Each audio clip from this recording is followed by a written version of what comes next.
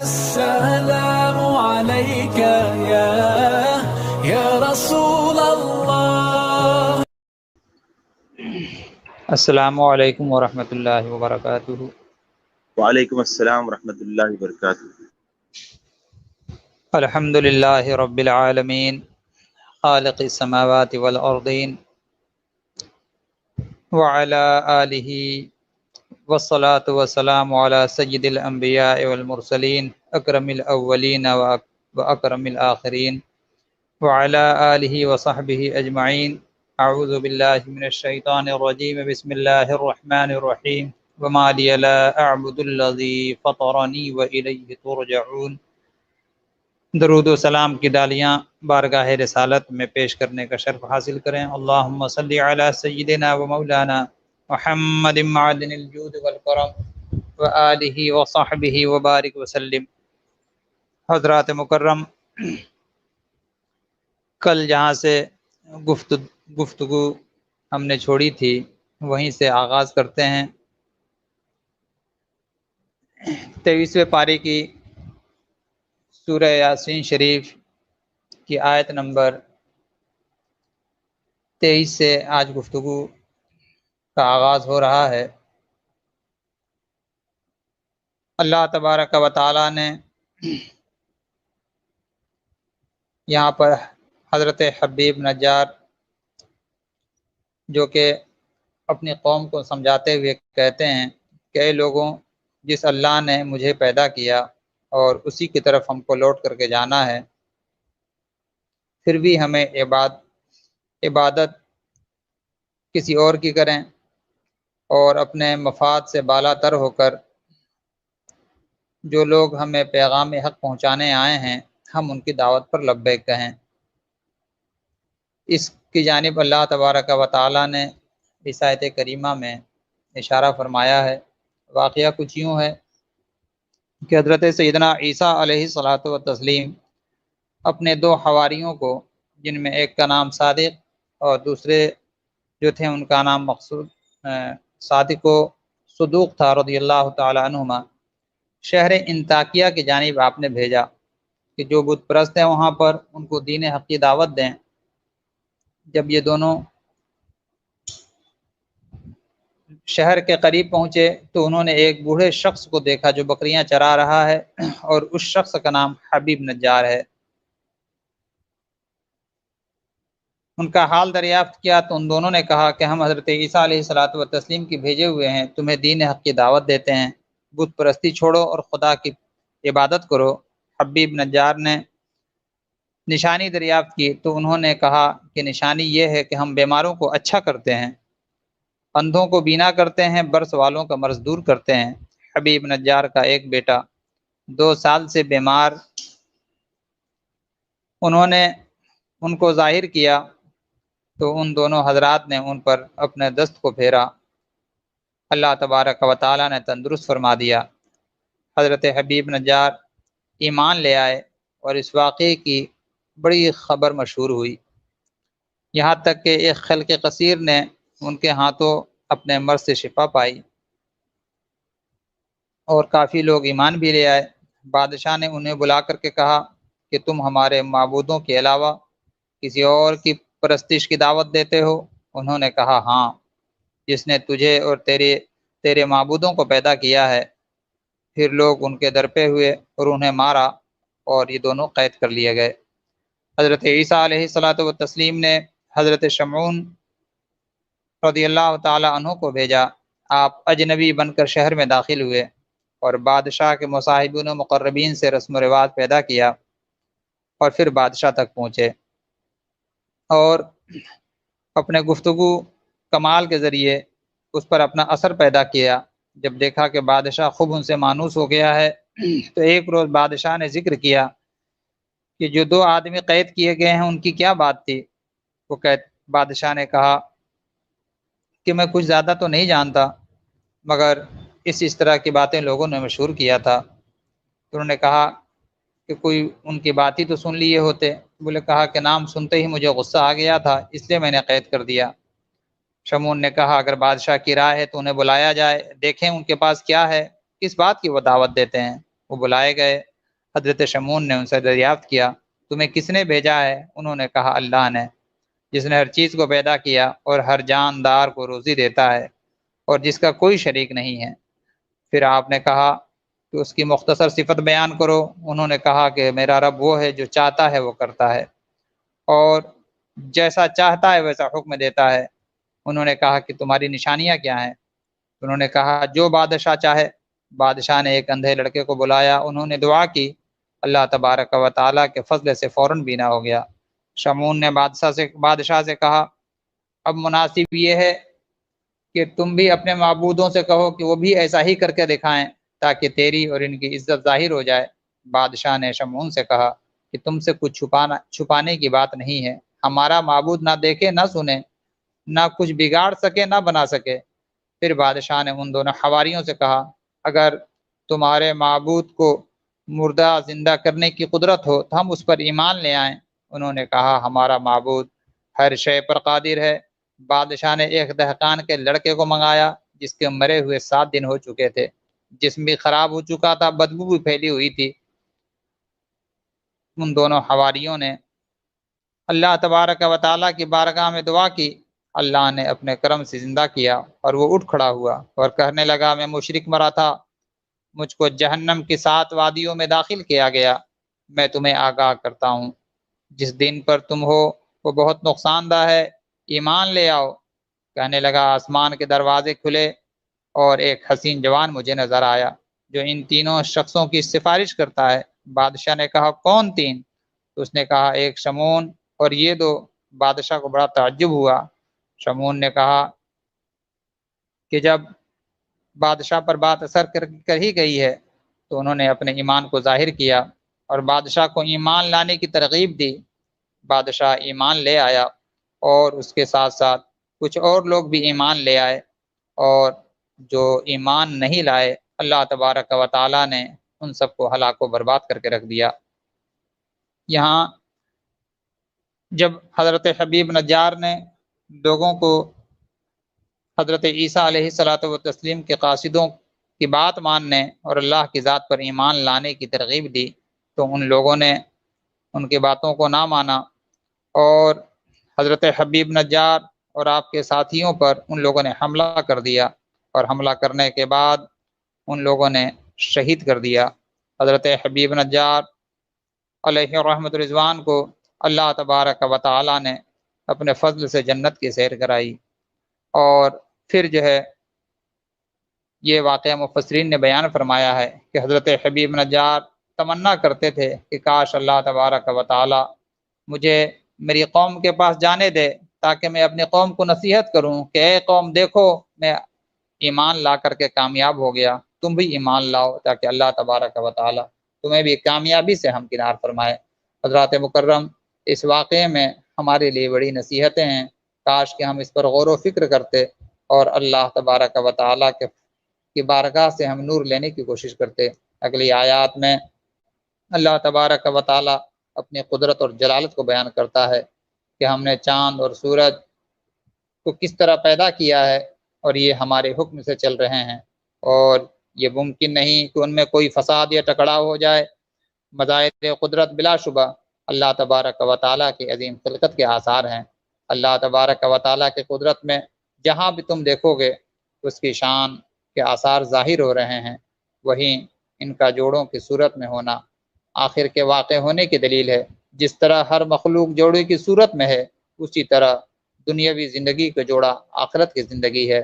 آیت نمبر 41 سے پھر یہ بتایا جا رہا ہے اللہ سبحانہ و تعالیٰ نے سواریوں کو بھی جوڑوں کی صورت میں بنایا ہے۔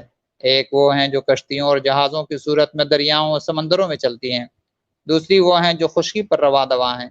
یہ بڑی جسامت والی سواری اور بار برداری کے جانور اور دور جدید میں ایجاد ہونے والی گاڑیوں اور ریل کی صورت میں ہیں۔ پھر ان سواریوں میں محفوظ سفر بھی اللہ ہی کی رحمت سے ممکن ہے۔ اگر سمندر میں طغیانی آ جائے، کشتیاں ڈوبنے لگے، ریل گاڑی ٹکرا جائے، اور اگر ایروپلین کسی حادثے کا شکار ہو جائے، یہ بتاؤ اس میں انسانوں کو محفوظ کون رکھتا ہے؟ اللہ تبارک و تعالیٰ کے سوا کون ہے جو کشتی ڈوبنے سے بچائے اور ریل گاڑیاں اور دوسری سواریوں کو اللہ تبارک و تعالی برباد ہونے سے بچائے۔ یہ سب اللہ تبارک و تعالی کی قدرت ہے۔ اس کے بعد حکم ہوتا ہے تقوی اختیار کرو، غربا اور مساکین پر خرچ کرو، مشرکین کی ہٹ دھرمی اور ان کی گمراہی کا تذکرہ اور قیامت قائم کرنے کے فوری بعد مطالبہ پر مخصوص اسلوب میں تنبیہ کی گئی کہ یہ لوگ بس ایک زوردار چیخ کے منتظر ہے جو انہیں بھرپور زندگی گزارتے ہوئے اچانک آ لے گی اور انہیں اپنے اہل خانہ تک پہنچنے اور کسی قسم کی وصیت کی مہلت بھی نہ مل سکے گی۔ اس کے بعد قیامت کی منظر کشی کی گئی۔ حضرات مکرم حدیث پاک میں ہے، رحمت عالم صلی اللہ تعالیٰ علیہ وسلم ارشاد فرماتے ہیں کہ جب قیامت آئے گی تو حال یہ ہوگا کہ لوگ کوئی جو ہے کپڑا بیچ رہا ہوگا، کوئی دوسرے کاروبار میں مصروف ہوں گے، گھر کی عورتیں اپنے گھروں کی صفائی میں مصروف ہوں گی، مگر جب اللہ تبارک و تعالی قیامت کو ظاہر فرمائے گا، حضرت اسرافیل علیہ الصلوۃ والتسلیم سور پھونکیں گے تو کوئی شخص کسی کو وصیت نہ کر سکے گا، اپنے ادھورے کام کو پورا کرنے کی اپنے گھر والوں کو تلقین بھی نہ کر سکے گا، اور پھر قیامت واقع ہو جائے گی اور پھر انسان کفے افسوس ملتا رہ جائے گا۔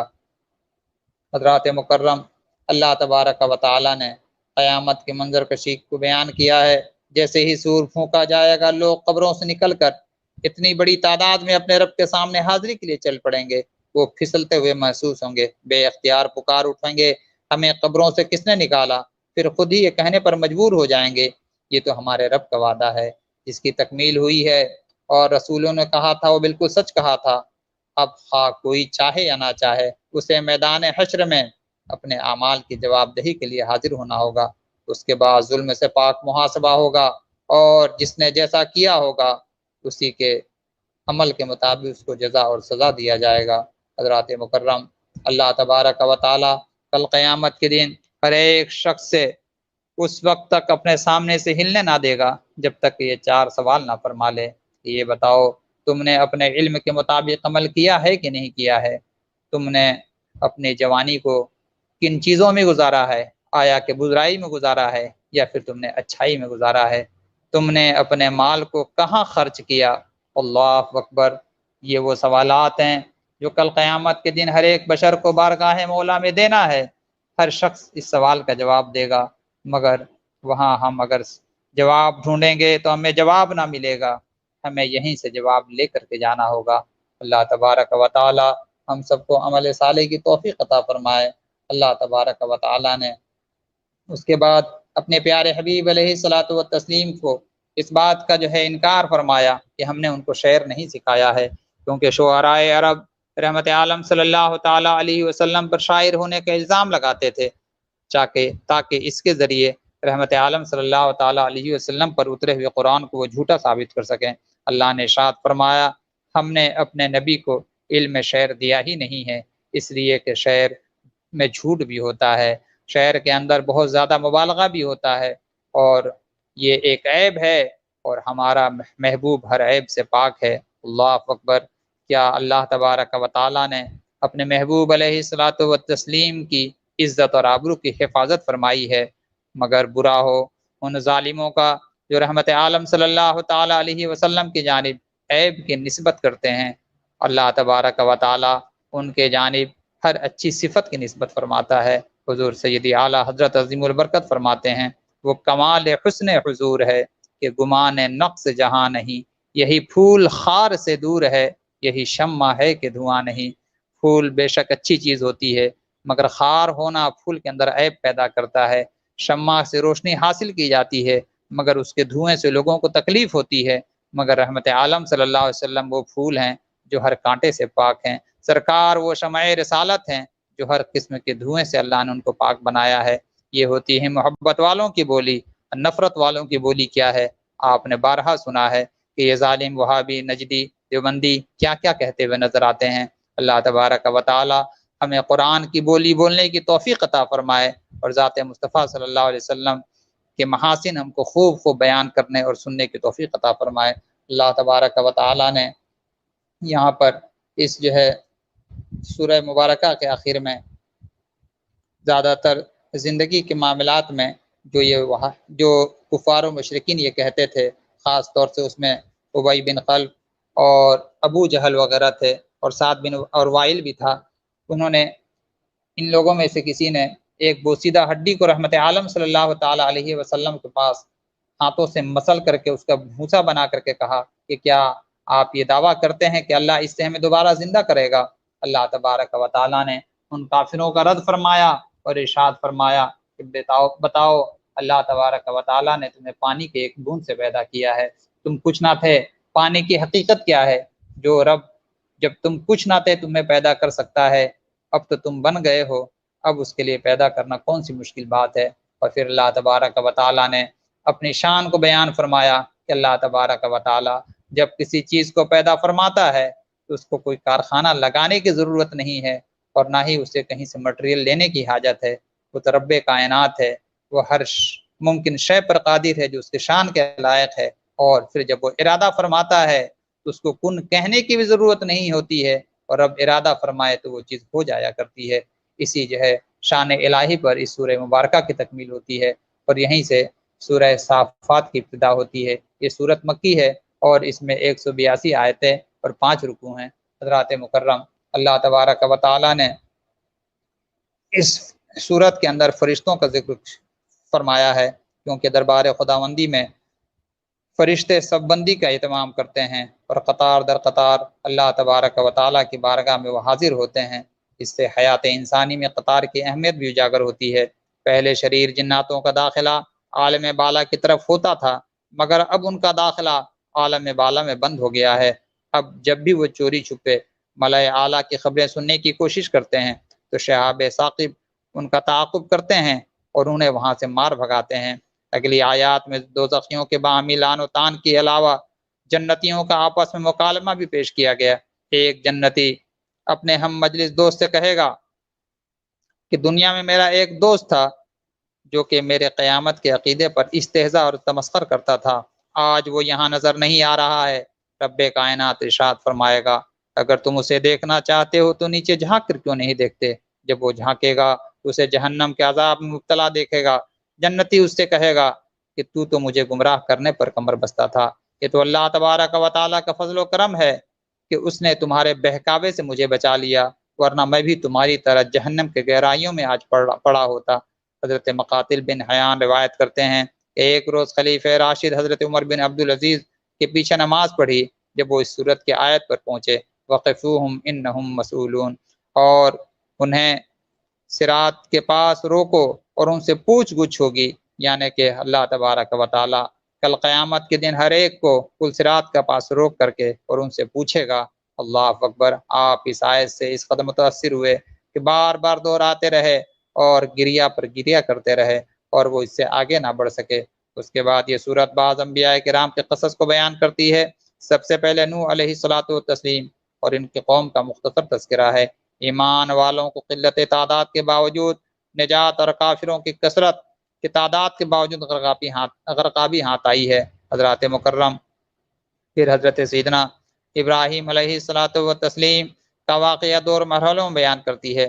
پہلے مرحلے میں ان کی دعوت توحید کہ انہوں نے اپنی قوم کو دعوت حق دی، مگر وہ مشرب اسلام ہونے کے بجائے ہٹ درمی پر اتر آئے اور انہیں آگ میں ڈالنے کی ترکیبیں کرنے لگے، جن سے اللہ تبارک و تعالیٰ نے انہیں بچایا۔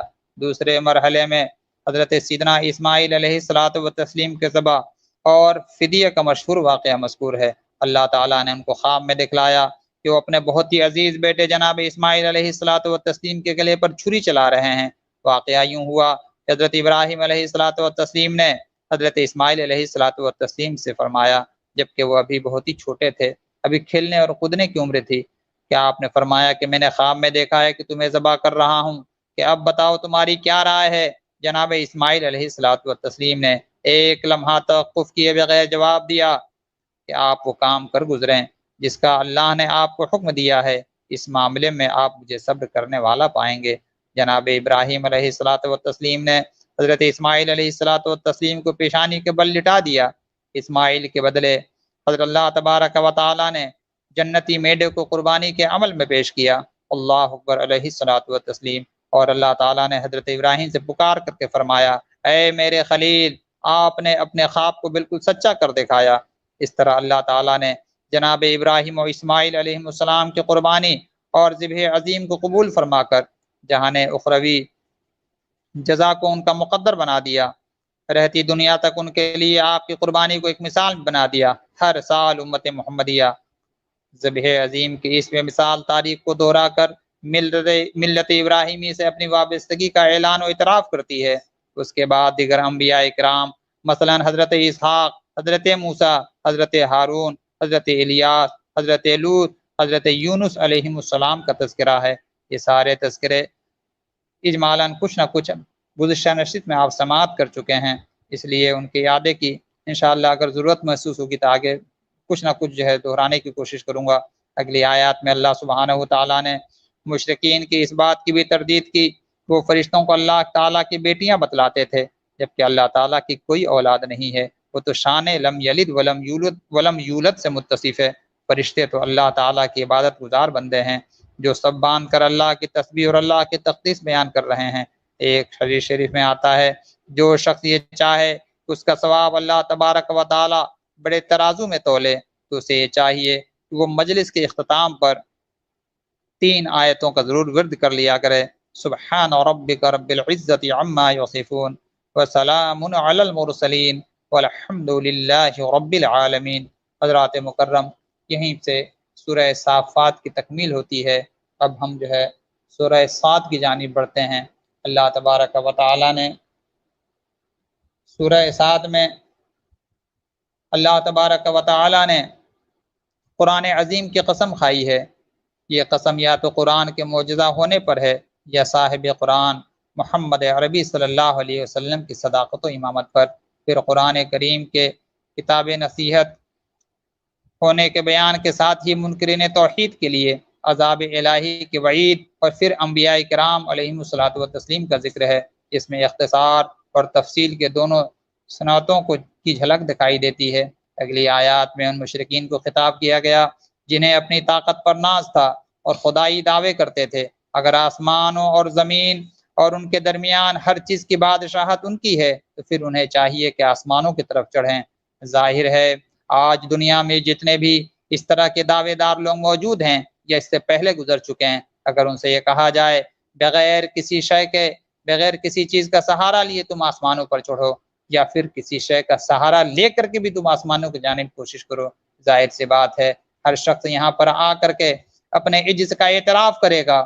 یہ قرآن اس طرح بہترین تمثیل کے ساتھ لوگوں کو دعوت حق دیتا ہے۔ حضرات مکرم، آگے قوم نوح اور قوم عاد، فرعون و سمود اور قوم لوط اور اصحاب الایکہ وغیرہ کا ایک بار پھر ذکر ہوتا ہے۔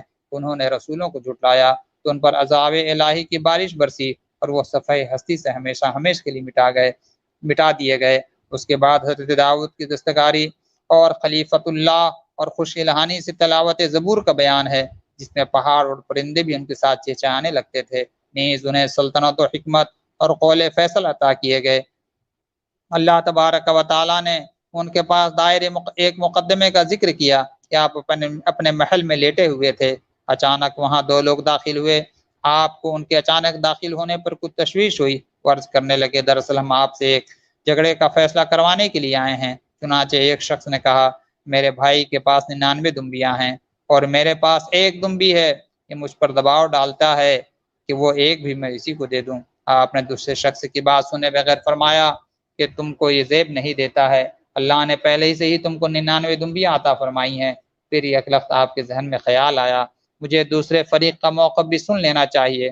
آپ کو اپنی رائے پر شدید صدمہ لاحق ہوا، اللہ کی بارگاہ میں فوراً سجدہ ریز ہوئے۔ مالک کائنات جب اپنے عظیم بندے کو اپنے سامنے جھکے ہوئے دیکھتا ہے تو ان پر کرم فرماتا ہے۔ نصیحت فرمائی، اے داؤد آپ زمین پر اللہ کے خلیفہ ہیں، لہٰذا لوگوں کے درمیان حق کے ساتھ فیصلہ فرمائیں اور کسی معاملے میں اپنی خواہش کی پیروی نہ کریں۔ اللہ اکبر۔ پھر اس آیت کے بعد 31 نمبر آیت سے اللہ تبارک و تعالیٰ کے بہت اچھے بندے اور اس کی طرف رجوع کرنے والے پیغمبر حضرت سلیمان علیہ الصلوۃ والتسلیم کی نبوت و حکومت کا ذکر آتا ہے، جس کی تفصیلات پہلے شرح و بسط کے ساتھ گزر چکی ہے۔ حضرت سیدنا ایوب علیہ الصلوۃ والتسلیم کا آیت نمبر 41 میں اللہ پاک ذکر فرماتا ہے وہ ایک لمبے عرصے تک بیمار رہے اور اس بیماری نے انہیں بالکل لاغر اور بے بس بنا دیا۔ پھر حکم الہی ہوا کہ آپ اپنے پاؤں کو زمین پر ماریں۔ جب اللہ کی بارگاہ میں آپ نے دعا کی تھی کہ اللہ مجھے شفاء کلی نصیب فرما، اللہ پاک نے زمین پر پاؤں مارنے کا حکم فرمایا، اور آپ کے پاؤں مارنے کا یہ معجزہ کہ وہاں سے اللہ پاک نے صاف و شفاف چشمے کو ظاہر فرمایا، اور پھر اللہ تبارک و تعالیٰ نے آپ کو غسل دینے کا حکم دیا، آپ نے اس کا غسل فرمایا اور اس کا ٹھنڈا پانی پیا۔ مفسرین نے لکھا ہے کہ یہ آیت وسیلہ شفا ہے۔ اللہ تبارک و تعالیٰ نے آزمائش کے طور پر آپ کی جو اہل و عیال کی نعمتیں جو سلب فرما لی تھیں وہ ان کو دگنی مقدار میں دوبارہ عطا فرما دی۔ انہوں نے کسی وجہ سے اپنے بیوی کو 100 کوڑے مارنے کی قسم کھائی تھی، اللہ تبارک و تعالیٰ نے اس قسم سے بری ہونے کے لیے ان کو یہ تدبیر بتائی کہ 100 تنکوں کو ایک جھاڑو بنا کر ایک ضرب لگائیں تو یہ قسم پوری ہو جائے گی۔ مفسرین نے حضرت ایوب علیہ الصلاۃ والتسلیم کے مصائب کے حوالے سے بہت ساری جو ہے اسرائیلی روایتوں کو نقل کیا ہے، مگر یاد رہے اللہ کے نبی کی شان میں وہی باتیں کی جائیں جو منصب نبوت کے لائق ہو، اور ادھر ادھر کی وہ باتیں جو اس سے سن لیا اور جس کا صحیح کتابوں میں مستند علماء کرام کے بارگاہوں میں جن روایات کو جو ہے قبول نہیں کیا گیا ہے، ان باتوں کے بیان سے بچنا چاہیے۔ اگلی آیات میں ایک بار پھر حضرت ابراہیم علیہ السلام اور ان کی اولاد انبیاء کرام کا ذکر ہے۔ یہ سب اللہ تبارک و تعالیٰ کے برگزیدہ اور پسندیدہ بندے تھے۔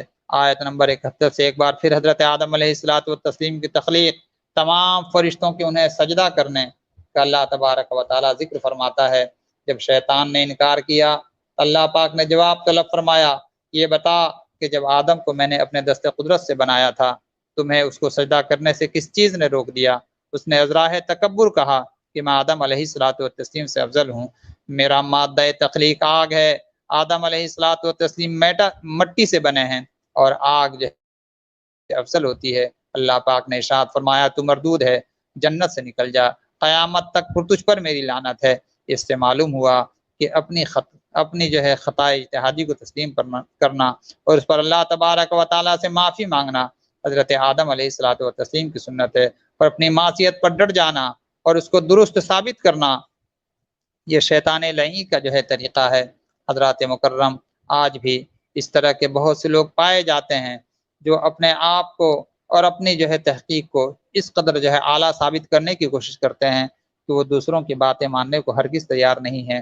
اسلام وہ اعتدال مذہب ہے جس نے وہ ہمیں راستہ دکھایا ہے کہ جو راستہ کامیابی کا راستہ ہے۔ یہی وجہ ہے کہ قرآن کو سمجھنے میں، حدیث رسول صلی اللہ تعالیٰ علیہ وسلم کو سمجھنے میں بزرگوں کی جانب جانے کا ہمیں حکم دیا گیا ہے۔ واضح طور سے قرآن ارشاد فرماتا ہے فَاسْأَلُوا أَهْلَ الذِّكْرِ إِن كُنتُمْ لَا تَعْلَمُونَ۔ اللہ تبارک و تعالیٰ نے جنہیں اپنے کرم کی نعمتیں عطا فرمائی ہے ان سے پوچھنے کی کوشش کرو اگر تم نہیں جانتے ہو، مگر آج اپنی رائے سے کسی بھی بات کو قائم کرنا اور پھر اس پر ڈٹے رہنا، یہ بتاؤ کہ یہ تمہیں کہاں سے طریقہ ملا ہے؟ نہ تو سلف صالحین کا یہ طریقہ ہے، نہ تو صحابہ کرام کا یہ طریقہ ہے، اور اس پر ڈٹ جانا اور اس پر ڈٹ کر کے خود بھی گمراہ ہونا اور دوسروں کو بھی گمراہ کرنا، یہ آج لوگوں کا طریقہ ہے، خاص طور سے غیر مقلد جماعت کا یہی طریقہ ہے۔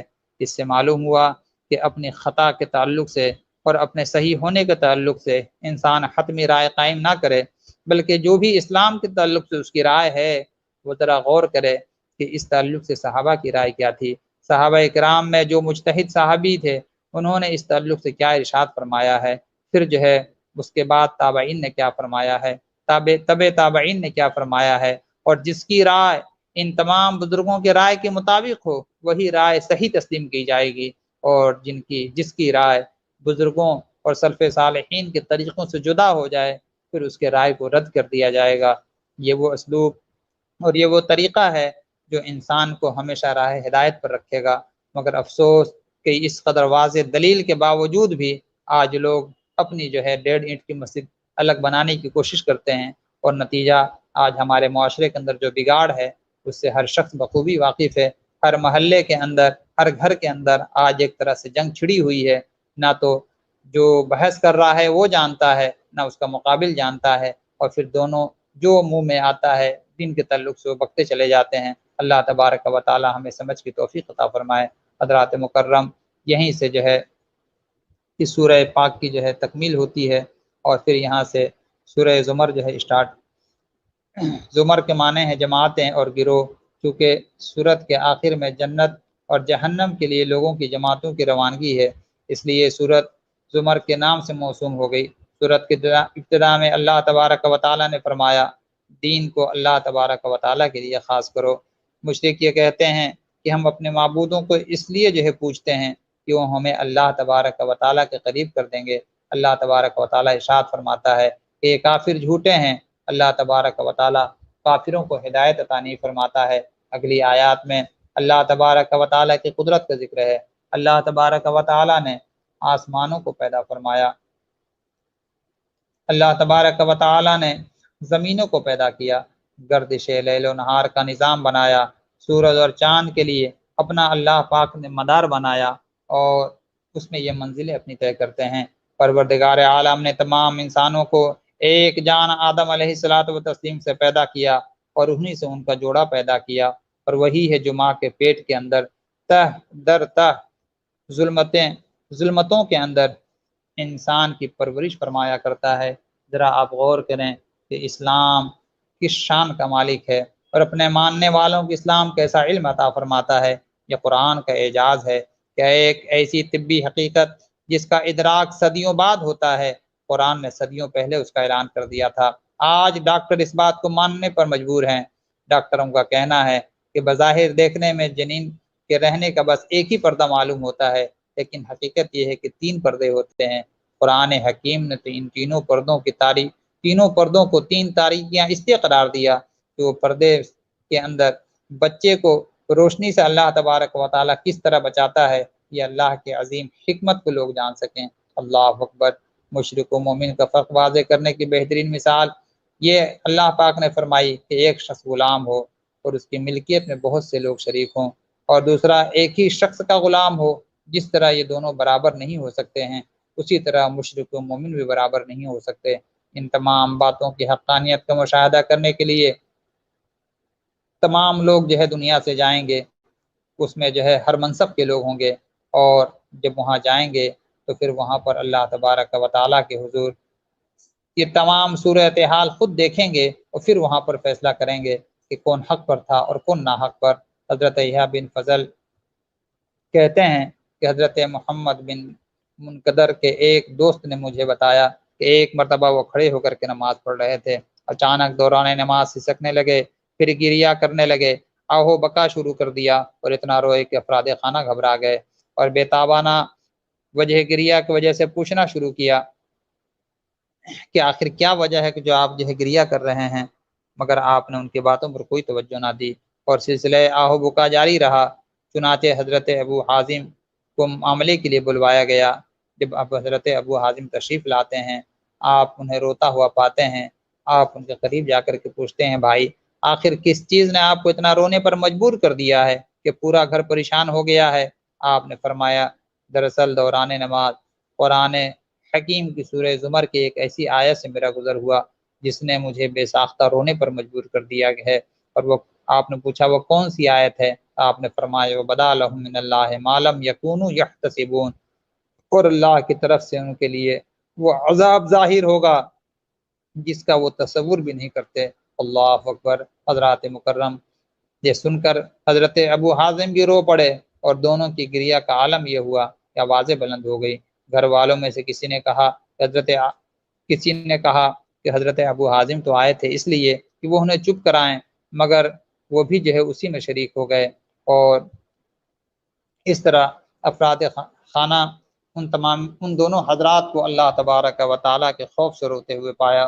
حضرات مکرم، جگہ جگہ قرآن کے اندر اللہ تبارک و تعالیٰ نے جہنم کا ذکر فرمایا ہے، جگہ جگہ قرآن پاک میں اللہ تبارک و تعالیٰ نے اپنے عذاب کا ذکر فرمایا ہے۔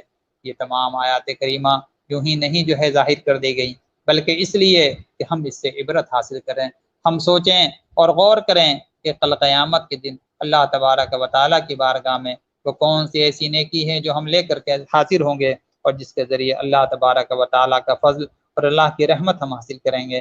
جب اللہ تبارک و تعالیٰ نے تمام چیزوں کو واضح فرما دیا تو ہمیں یہ چاہیے کہ ہم خوب اللہ تبارک و تعالیٰ کی بندگی میں زندگی گزاریں تاکہ کل قیامت کے دن ہم ہر قسم کی پریشانی سے بچ سکیں۔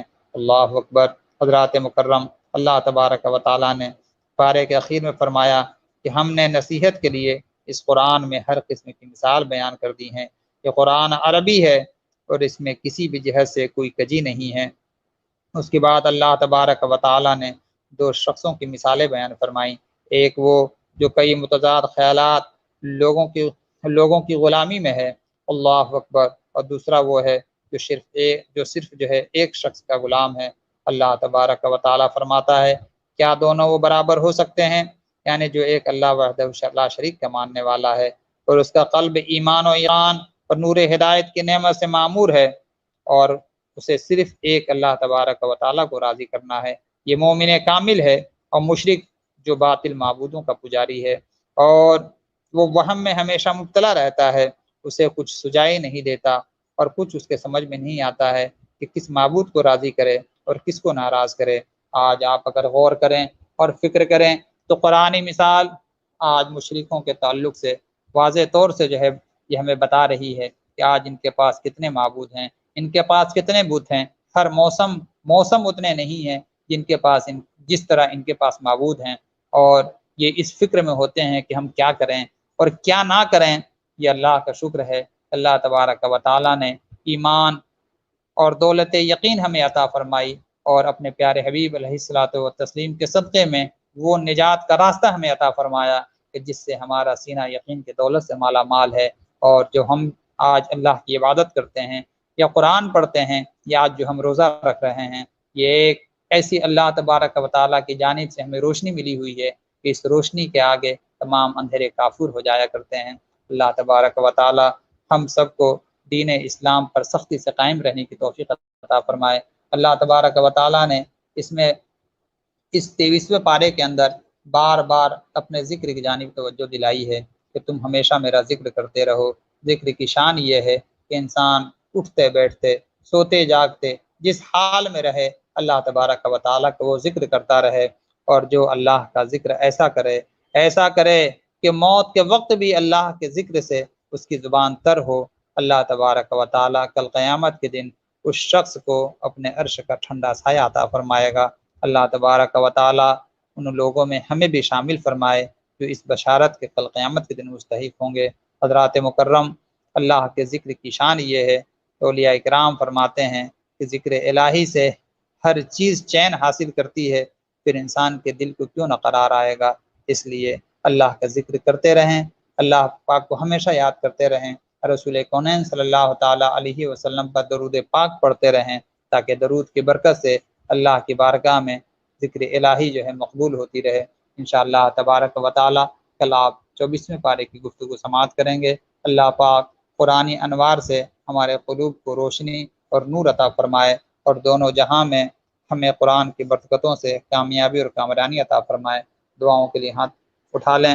اللہم صلی علی سیدنا و شفیعنا و کریمنا و مولانا محمد مبارک وسلم، صلو علیہ صلاۃ و سلام علیک یا رسول اللہ۔ اللہم احیانا علی الاسلام و توفنا علی الایمان، اللہم نور قلوبنا بنور معرفتک والایمان، اللہم طہر قلوبنا عن غیرک یا اللہ، اللہم نور قلوبنا بنور معرفتک یا اللہ، یا رب العالمین یا ارحم الراحمین، بجاہ سید المرسلین۔